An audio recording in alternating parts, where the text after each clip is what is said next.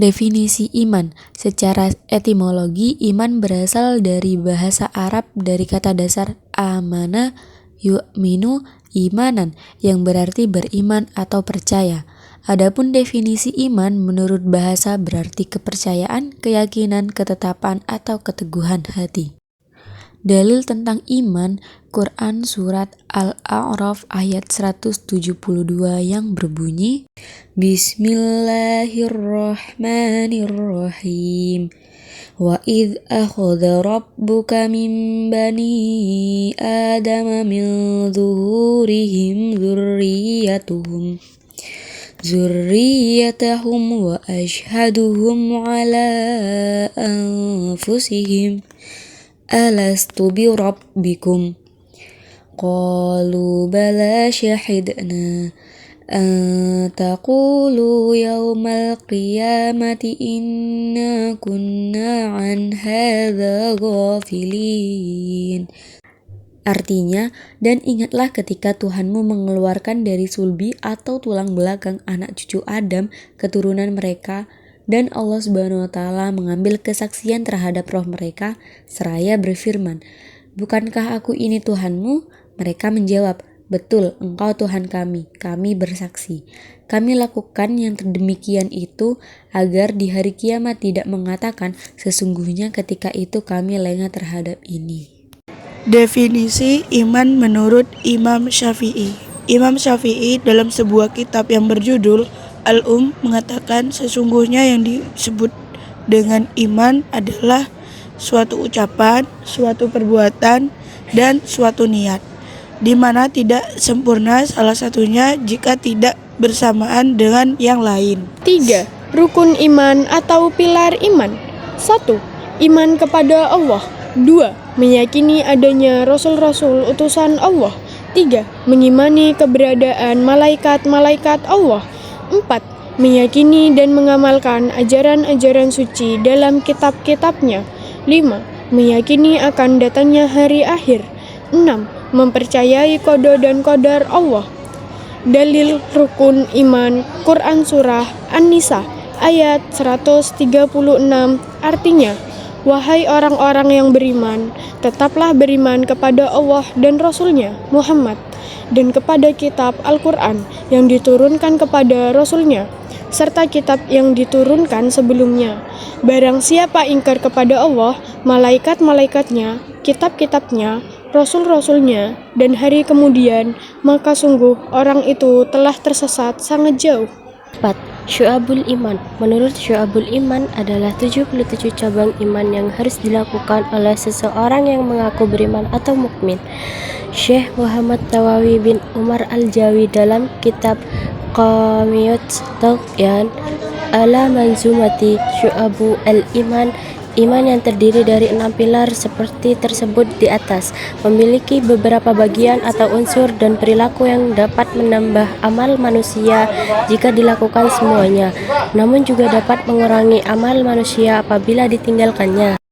Dalil nakli Syu'abul Iman artinya dari Abu Hurairah radhiyallahu an berkata, Rasulullah sallallahu alaihi wasallam bersabda, iman itu 77 lebih cabangnya. Yang paling utama adalah mengucapkan la ilaha illallah, dan yang paling kurang adalah menyingkirkan apa yang akan menghalangi orang di jalan, dan malu itu salah satu dari cabang iman. Hadis riwayat Muslim. Ahli hadis yang menulis risalah Syu'abul Iman. A. Imam Baihaqi yang menuliskan kitab Syu'abul Iman. B. Abu Abdillah Halimi dalam kitab Fawaidul Minhaj. C. Syekh Abdul Jalil dalam kitab Syu'abul Iman. D. Imam Abu Hatim dalam kitab Fathul Iman wa Syubuh. Para ahli hadis ini menjelaskan dan merangkum 77 cabang keimanan tersebut menjadi 3 kategori atau golongan. 7. Dimensi keimanan. Ma'rifatun bil qalbi, yaitu meyakini dengan hati. Iqrarun bil lisan, yaitu diucapkan dengan lisan. Amalun bil arkan, yaitu mengamalkan dengan perbuatan anggota badan.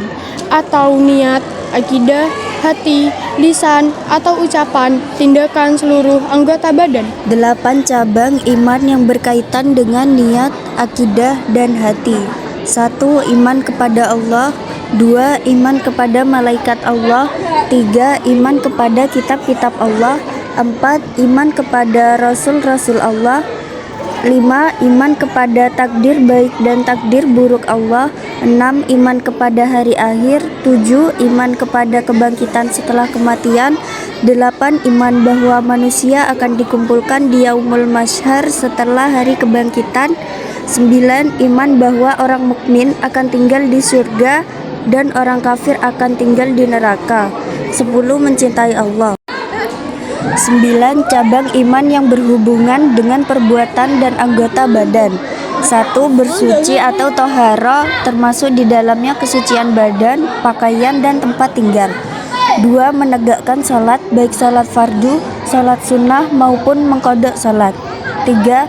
Bersedekah kepada fakir miskin dan anak yatim, membayar zakat fitrah dan zakat mal, memuliakan tamu, serta membebaskan budak.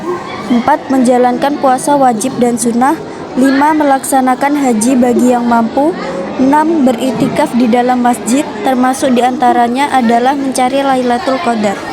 7. Menjaga agama dan bersedia meninggalkan rumah untuk berhijrah beberapa waktu tertentu. 8. Menyempurnakan dan menunaikan nazar. 9. Menyempurnakan dan menunaikan sumpah. 10. Menyempurnakan dan menunaikan kafarat. 10. Tanda-tanda orang beriman. Jika mendengar nama Allah Subhanahu wa Ta'ala disebut, maka bergetar hatinya, dan jika dibacakan ayat-ayat Al-Quran, maka bergejolak hatinya. Senantiasa bertawakal setelah bekerja keras dan berdoa kepada Allah Subhanahu wa Ta'ala. Selalu tertib dalam menegakkan dan menjalankan salatnya. Bersedekah sebagian rezeki dan hartanya di jalan Allah Subhanahu wa Ta'ala. Menghindari perkataan yang tidak berguna, memelihara amanah dan menepati janji, berjihad di jalan Allah Subhanahu wa Ta'ala dengan jiwa dan harta yang dimiliki. 11. Problematika praktik keimanan di sekitar kita. Seorang filosof Yunani, Friedrich Nietzsche, mengatakan bahwa dalam diri manusia yang hanya berburu kepentingan duniawi, maka sesungguhnya Tuhan telah mati. Pernyataan ini tentu beralasan, karena jika Tuhan masih hidup dalam dirinya, manusia pasti tidak akan pernah mematikan dan meninggalkan Tuhan dalam aktivitas kehidupannya. Mukmin yang saling mendengki, kaum munafik yang membenci kaum mukmin, orang kafir yang memerangi kaum mukmin, tipu muslimat, setan yang selalu menyesatkan, godaan hawa nafsu dari dalam diri setiap mukmin. 12. Hikmah dan manfaat syu'abul iman. 1. Iman menghilangkan sifat kepercayaan manusia terhadap makhluk. 2. Iman menanamkan sikap tidak takut menghadapi kematian. 3. Iman akan membuat seorang mukmin memiliki jiwa yang tenang. 4. Iman mewujudkan kehidupan yang lebih baik dan berkualitas. 5. Iman menumbuhkan sikap ikhlas. 6. Iman mendatangkan keberuntungan. 7. Iman mencegah penyakit jasmani dan rohani.